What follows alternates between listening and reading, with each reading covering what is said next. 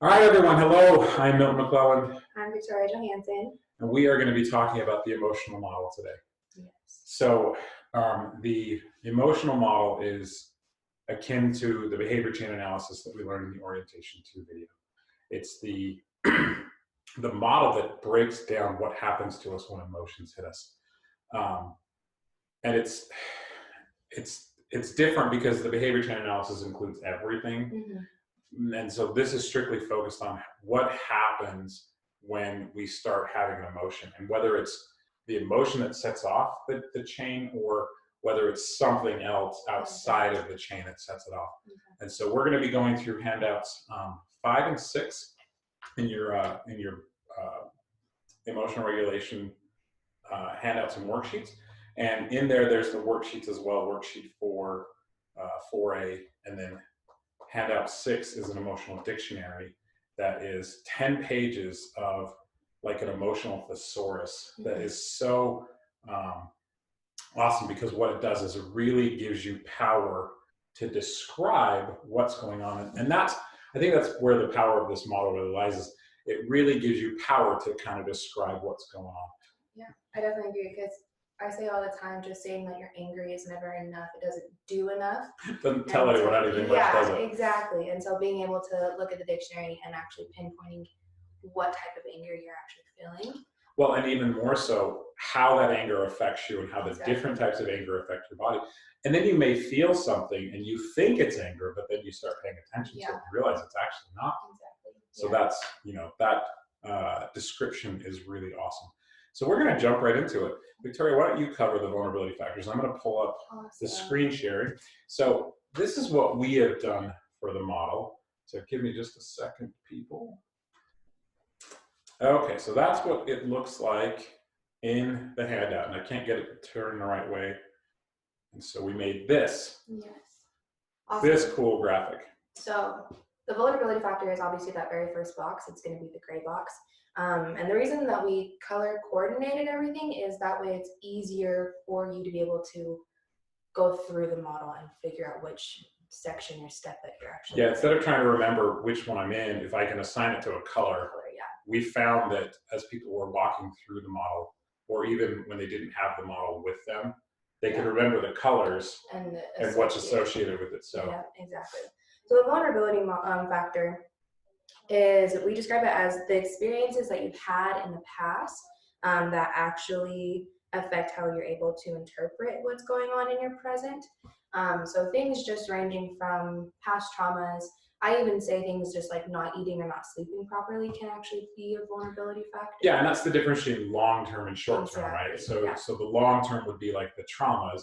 The short-term would be like the day before I didn't take care of myself, or even this morning I overslept or woke up with a headache. Yeah, exactly. And going from those vulnerability factors, it actually correlates to the prompting event. The way that I like to think about it is, if you can't think of a certain vulnerability factor, I actually like to start in the prompting event when you're walking through the model. And honestly, even the prompting event can be the vulnerability factor. So especially when they're short term. Exactly. So I like to just, I personally, when I walk through the model, I do like to start in the prompting event, because it helps me to define what that vulnerability factor is. And so you'll notice these first 3 boxes here, the gray, the red circle, and the prompting event, the purple box.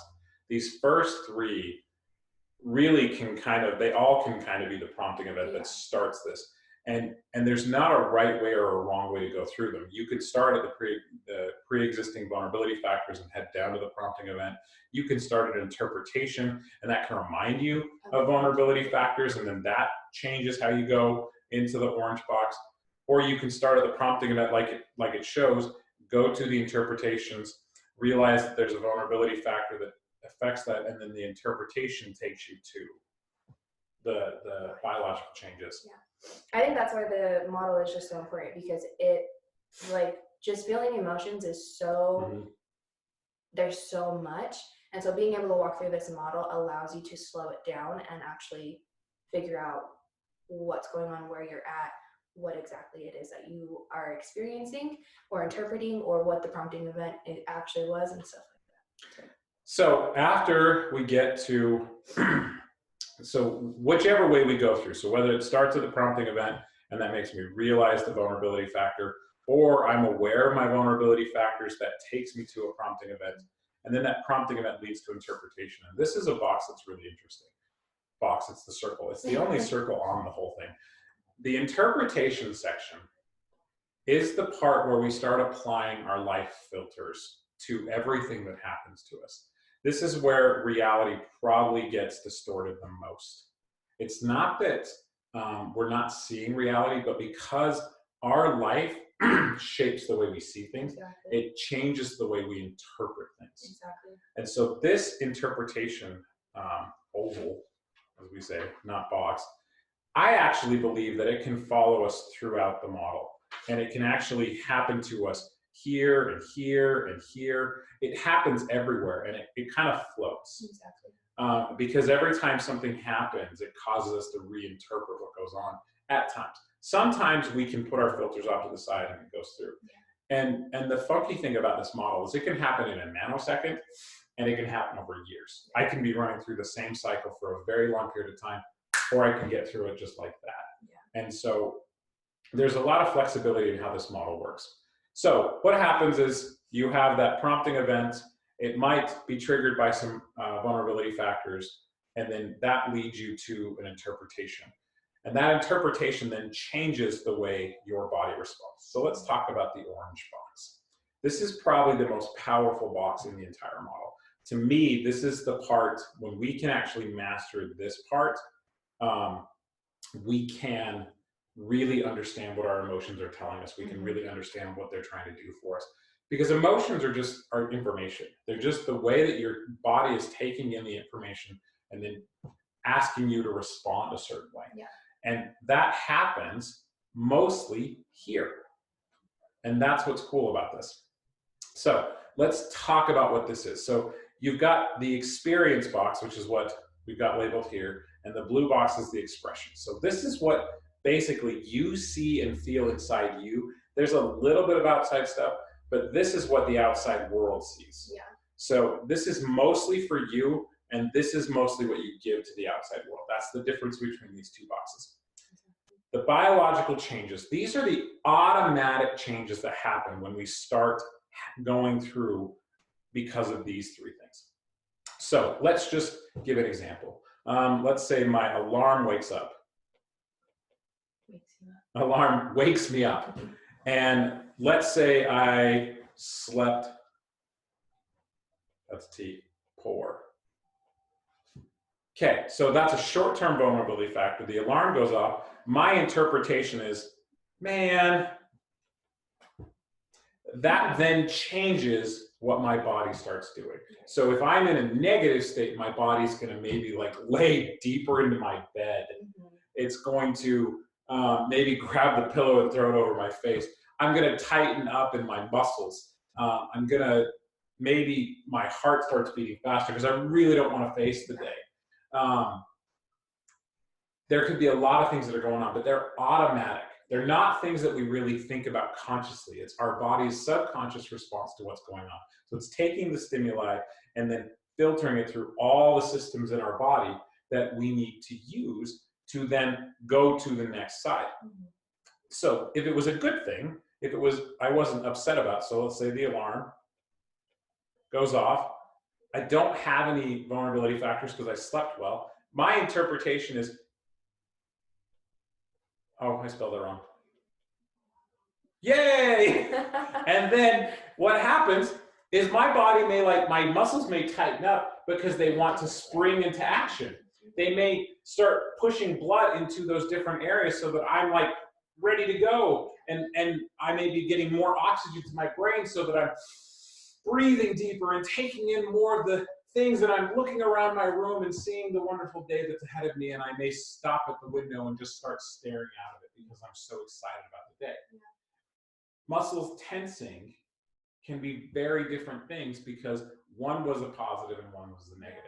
And so learning the difference between how my muscle tension works for positive events versus negative events, that is that's where this model starts giving you all the information. That's what makes that box so powerful, is being able to tell the difference between, we talk about it all the time, whether you have anxious butterflies in your stomach, like stomach, sorry, I say stomach, or whether you have happy butterflies in your stomach, and just being able to decipher between which one it is. That's what makes that box so Now, the one thing we failed to mention or leave on the graphic is if you look down here, there is an action urge. Yes. And so what happens is the biological changes, and they take us down to a part of the box that should be right here that says action urges.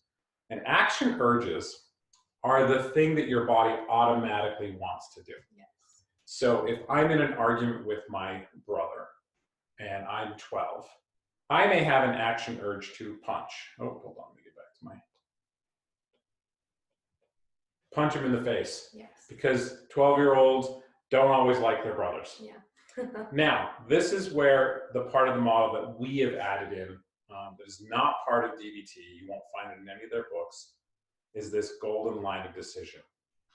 This is where what we have interpreted as the moment we have the action urge and what we do with it in the experience, in the expression. That is a nanosecond to multiple, hours at times. Yeah. But it's that moment is where the choice is made. Yeah. This may feel automatic at first, but in reality, we have a lot of control over what's going on here. And that can be a very powerful thing. This is where we start to learn that we actually can choose our future, choose our present. An example that really made me understand exactly what that golden line of decision is say you're in traffic and somebody cuts you off. So the traffic would obviously be the prompt, or someone cutting you off would obviously be the prompting event. Your interpretation would probably be like, that person's an idiot. And your biological changes, you probably tense up on the steering wheel. You probably feel your muscles just tighten. You might start shaking, just like that. Well, and that may have incurred a vulnerability factor of scared because I then start to think of past events where, in the car and someone cut me off and maybe I got in an accident or something else. Exactly. And for me personally, usually if I ever get caught off, my automatic urge or my automatic action urge is to probably run into them or cut them off or get them off the road, just something like that. But I have that golden line of decision to where I can decide what I'm going to do. I never decide to actually do that. And so that is where that golden line of decision comes in and is so important, because if I were to actually act on my action urges, it would be 10 times worse than that. Well, you could be getting into a lot of the after effects and secondary emotions, which we'll get to in just a second. Exactly. So from there, Victoria, why don't you explain? So once you go through that decision, whether you are going to act on what you automatically want to do or not, it leads into the blue box, which is the expression. And so this is the orange box is what you feel on the inside, nobody can see it. Whereas the blue box is what everybody else actually is seeing you do or like happen on your facial expression and your body language, stuff like that. So that first little box is going to be the facial or body expressions. That can be you rolling your eyes, that can be you turning away from somebody, that can be you actually embracing somebody, stuff like that. And then it's just how we react with our body and face, and the way that we position our body or what we do with our face, the expression that we have in our face. And then we go down to words, and the words are what we say. So I'm sure fighting with your brother, you're probably going to say some things that... You're a stupid head. Exactly. You're going to say some things if you decide to act on those action urges. And so again, that's just what we say in response to the event that is occurring. And then the actions is what we actually physically do. So if you automatically if your action urge is to push your brother, and you decide to actually push your brother, then that action is going to cross the line into pushing your brother. That's what that blue box is. So this is where we can kind of Monday morning quarterback stuff. After we've gone through all this, in the moment, we may not be able to see how this led to this led to this led to this. Mhm. We may not be able to see all that, but then if we can come in and plug it in afterwards, then we can start to realize, and that's generally what we have people do is when you look at the homework sheets in the handouts, you've got the model here that you can see how you can write into it and kind of break down. You see those action urges, and then notice the golden line is not there, so you can draw that in yourself. And then you can kind of go through and write out what happens. And that's kind of the point, is you can make as many copies of this page as you want. You can really start to break down and pay attention to what's going on. In other words, the way that we're teaching you is to empower you. We're not here to tell you what you feel. We're not here to tell you what you should do. We're here to help you figure out what you are doing, and then you figure out what the best action forward is for you. Exactly. And so that's what the worksheets do. So let's go back to the graphic. Okay, so after you've gone through the blue box, you can then kind of decide your emotions. Now, it's interesting, in the youth packets, they actually have the emotional name kind of sitting between these two. And I kind of like that a little bit, because really, you don't have to name the emotion then. The emotion name is kind of what sits over all of this. Is, the emotion name is what's going on. What gets really hard is trying to limit it down to one emotion, because one emotion or one or two emotions may be what's going on in a model. But the problem is because these are super quick, I can run through this thing, faster than I did that. And so really what this is like taking the film strip, or you use the analogy of the cartoon flip book. Yeah, like the comic scenes, where a comic is broken up into one scene and you see their faces and hear their words, and then it goes to the next scene and you see their faces and see their words and actions. And that's what this is this is breaking your life down into comic book scenes. So you can really name the emotion anywhere. The model just has it here, but it's not required to be there. So afterwards, you can go into here and you can name the emotion. And then you give yourself an intensity, where you're starting to understand how intensity and the emotion name go together. And that's a 0 to 100 scale that we use. And then once we finish with that, you'll notice that at any point you can go down to these after effects and secondary emotions, and you can do it this way. So there's millions of ways to go through this model. There's not one way to go through it. We're just kind of giving you an overview, explaining all the boxes, and then we can talk about the different variations of how it happens. So why don't you go into the brown box? Yeah, so the brown box, that's going to be the after effects and the secondary emotions. So that is based on kind of how you respond to the event. So if you do end up actually pushing your brother, or you and your brother actually start fighting. And let's say you're 25 now, not 12. Okay. But that after effect is going to be the consequence of it. That's why I like to think of it. So the consequences that occur because of how we responded to our interpretation. So not what our urge was, what but how we we actually did. Responded. Yeah, so what the outside world sees. So this is the beauty of, like, when you start to understand the action urge, when you start to understand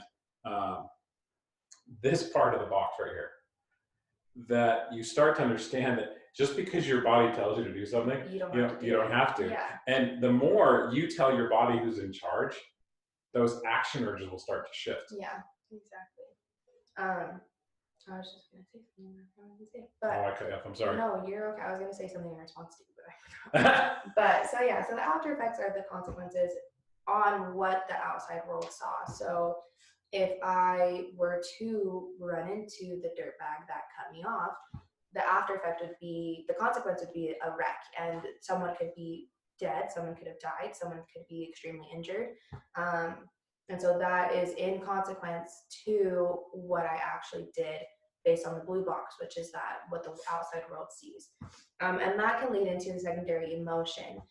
So say an accident were to have been caused, that secondary emotion would because probably I be, slammed on my accelerator and then ran into the person and the police are coming. Yeah, that secondary emotion, there's probably going to be a lot of them. Like scared, guilt, grief, anger at myself, disappointment.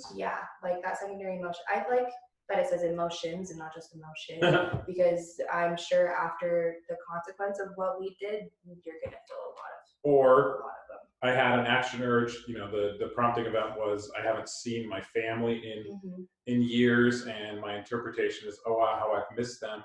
And my biological responses is like getting all light and anxious, even like tightened up and stuff in an anxious way. And my urge is to go run and hug them. And then I make that decision, and my face looks all happy and weepy. And my words are, oh, I've missed you so much. And my actions are throwing my arms around them.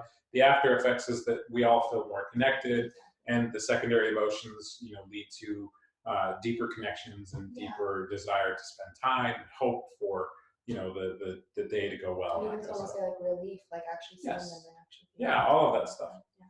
I think it's important to remember too that like this model doesn't have to be all of the negative things that occur. And I know we use examples of negative things, but it's important to remember that these can be positive things. And I think it doesn't say negative emotions. Yeah, it says emotions. And so I feel like it's a lot easier for us to maybe walk through this model with negative events. They're more intense. It's easier to identify those. Exactly. But this is so applicable to positive emotions, and it's important to apply this to positive emotions too. That way you are able to differentiate between the anxious butterflies as well as the happy butterflies. Yeah. So.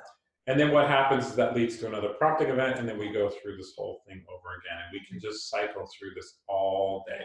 And you'll notice that at any point you can go from here to here, or you can go from here to here to here. There's not a right way to do it. It's just learning how to pay attention and learning how to plug in the information in the right box or circle, and then understand that this is where I have a choice, but then I have a choice in a lot of other places too. Like I have choices in my interpretation. I have choices in how my vulnerability factors affect me.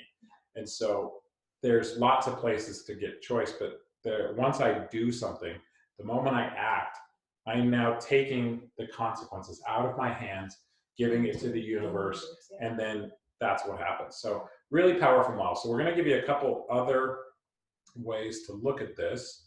For those individuals who don't like graphics, hold on, let me unlock my screen real quick. We're going to go to the kind of linear breakdown. So you'll notice that it has prompting events that leads to vulnerability factors, that leads to interpretations, then our orange box, then our action urge on our orange box, then our blue box, and all the parts of the blue box, and then the brown box. And then you loop back around and do it all over again. So that's just a linear progression of the same thing. I think if you do use the linear progression, it still might be beneficial if you were to do the arrow still, because just to remember, like, it doesn't have to go in that order. Yep, you can go bounce around. Yep, and that interpretation can bounce around to here. I may give a facial and body language and then see someone else's, and that causes me to interpret, and so we go back and forth between the two for a long time. Exactly. And you can go back and forth between that orange and the blue box for a long time. That golden line of decision can keep moving back and forth. So that's how the linear progression works. And you'll notice that handout 6, which is the emotional dictionary, which is where we're going to wrap up, it's set up to go as if you were going through that linear progression. So whichever way works, if this works for you, wonderful. If that visual representation works for you, or if the linear, it doesn't matter. Now let's break down this emotional dictionary. I'm going to start with a different word. I want to start with words that are not always, let's start with fear words, or let's just use fear words. So you'll notice that it gives a whole bunch of options for different ways we feel fear, from panic to worry, from panic to worry, from uneasiness to horror. So we've got a wide range here. And the benefit of this is I may think it's an uneasy fear at first. And what I may find out is that uneasiness, after I walk through everything, is actually more disgust words. And it may not fit the fear words after I go through it. And that's what's so powerful about this is I may think that this is what I'm feeling, because that's maybe what everyone told me it should be. Have we ever walked into a situation and said, well, you should be afraid, you should be happy, you should be sad, and you're not feeling those things? Then you start questioning whether I'm feeling it wrong. And that's what goes back to this orange box is your feelings or how you feel. It's not about how anyone else feels. And it's not about what everyone else tells you should feel. It's about what you do with the information and how your body interprets it. That part is really powerful. And so when you start to look at these words, you may think they're one emotion, but they end up being envy, or they end up being happiness. If I'm not actually comfortable with happiness, that could be a crazy one where I've got uneasiness, and really, I'm actually feeling happy. Yeah. And even so, the dictionary is not exactly correct either. This is just a guideline. It's not rules. Mm-hmm. But if you can start walking through that word, that uneasiness, and then you start trying to understand, okay, my interpretation is uneasiness should be fearful. And then I take it through and I describe what's going on in my body. And then I take it through and I look at my expressions. And then I look at that name. Does it fit? Does it fit fear? Yeah. Or does it fit something else? Yeah. And then you have the answers to your emotions. Exactly. So this is, when we walk people through this, we actually have a carpet that we lay out in our office. And I'm going to go ahead and kick off screen sharing. We have a carpet that we kick off in our office, and they're able to actually physically walk through each box and just see exactly which box they're in, and that allows them to, again, because we have the word dictionary out for them, and allows them to actually say like, oh, does this actually fit? Was I actually feeling anger, or was I actually feeling nervousness? And when I have clients that come into my office and they say, I don't know what I feel, I actually walk them into our room, we roll out the carpet, and we just walk it. And we help them give words to the emotion as opposed to the emotion dictating the words. That's the piece that is empowering, because this is about what you do and you feel, and not what everyone else tells you. Yeah, exactly. Very cool. This was the emotional model. I hope I hope you feel confident in the explanation. Obviously, if there's any questions or concerns, go ahead and throw some comments in the comment section, and we will address those as they come. But this is a great tool. Like I said, you've got the 10-page emotional dictionary in handout 6. You've got the worksheet 4, which is really a great tool that you can print off as many times as you need, and you can walk through this model as many times as you need. So, all right, guys, thanks. Thank you.